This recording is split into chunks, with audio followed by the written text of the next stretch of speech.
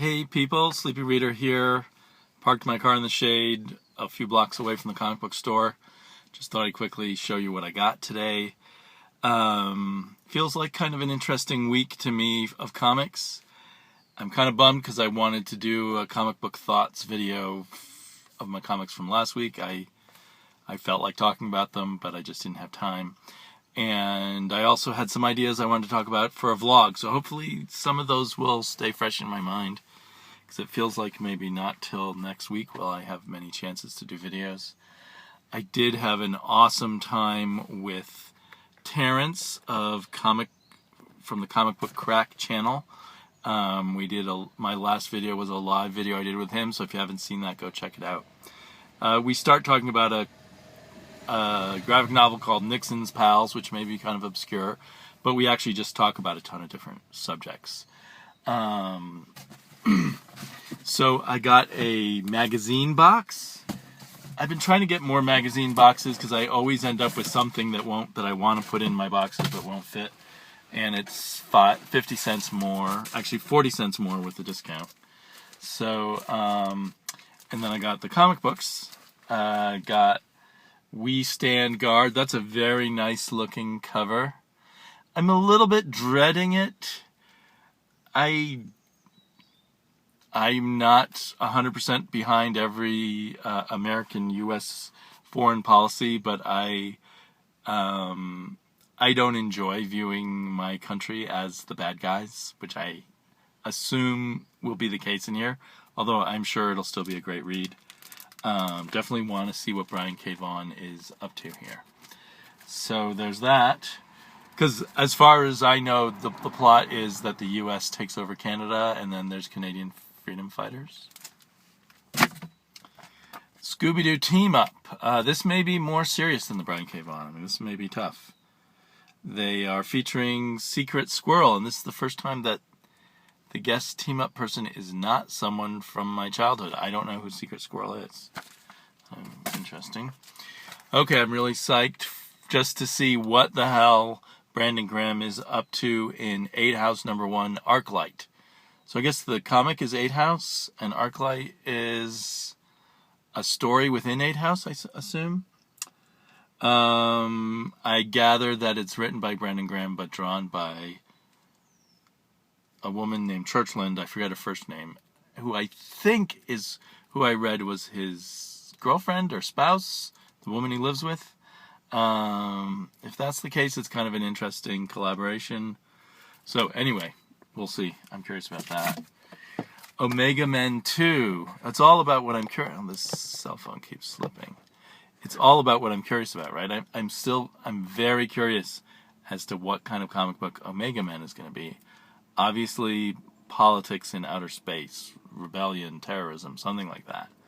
But how it all is going to play out, I'm very interested.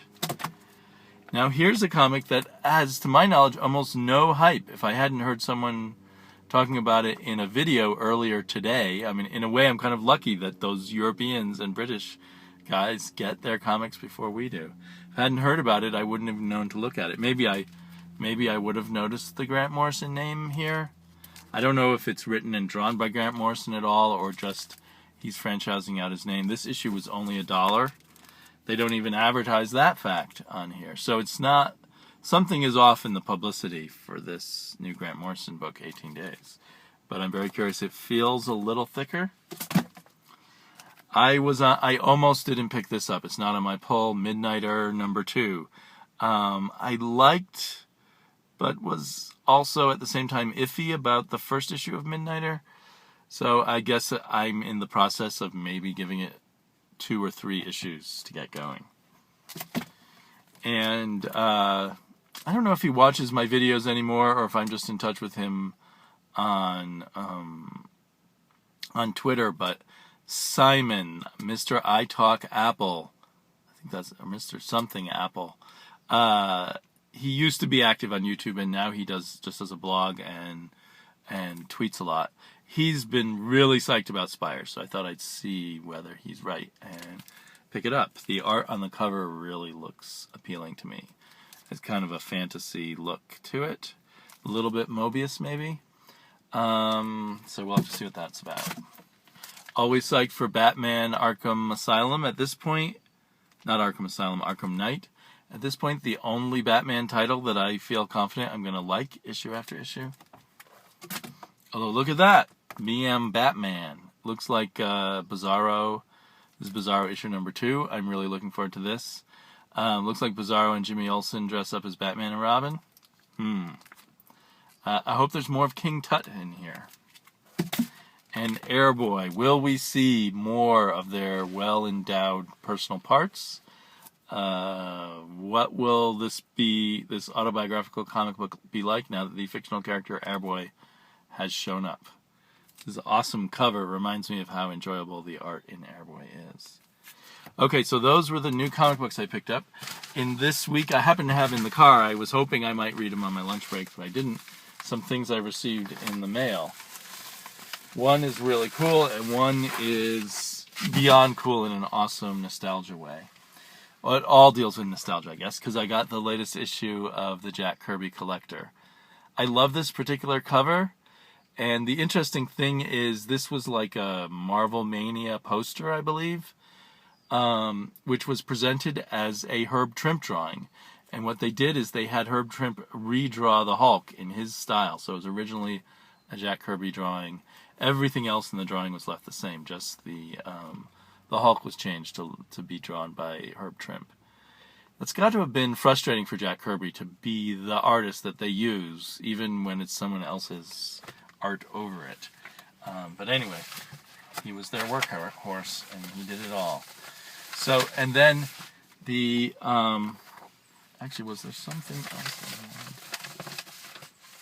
I wanted to point out in this Kirby Collector? Oh, one particularly, there's stuff about a never published newspaper comic strip called Sea Hunters, Surf Hunter, that Jack Kirby and Wally Wood did together. I never heard of that before, so that makes me extra excited for this issue. There was something else in here when I thumbed through it that reminded me of things we've been talking about lately, but I can't. There's some Commandy stuff, Commandy original pencils in here. Maybe that was it. Anyway, maybe I'll talk more about what I read about in there at some other time. Then I bid on... It's one of these things where suddenly you realize, hey, how come I haven't looked on eBay for this thing that I remember so fondly from my childhood? I had a copy of this History of Comics, Volume 2, by Jim Steranko when I was a kid, and where do all these things go to? I don't know. It was lost very early on because I just haven't seen it in a really long time. The prices on this vary widely. I mean, you might have... Some people want you to pay $70. This was a make me an offer thing. I offered $12 instead of $17, and they accepted. The postage was only $2, so I'm pretty happy with my purchase. You know, it's a little yellowed, but anyway, this is. I think Steranko originally planned 4 volumes, but he only did 2 volumes. So this is Steranko's second volume. It still deals with the golden age of comics. I think it has a lot of Airboy and War comics and the Captain Marvel family and the like in here. These along with the Steranko drawn covers, they feature a lot of interesting design elements that are the hallmark of Jim Steranko. So it was right after he left Marvel, he started his own publishing company to publish this, and then Comic Scene and Media Scene, and I think some other projects that didn't get off the ground, like Talon, I believe. There's this really neat About the Author page at the back that just includes tons of iconic Steranko images. So anyway, I look forward to digging into this when I have time. So that's my haulage of the week, and well, maybe I'll be lucky and have some free time suddenly to do some comic book thoughts or other hangouts. But if not, I might see you next week. Bye-bye.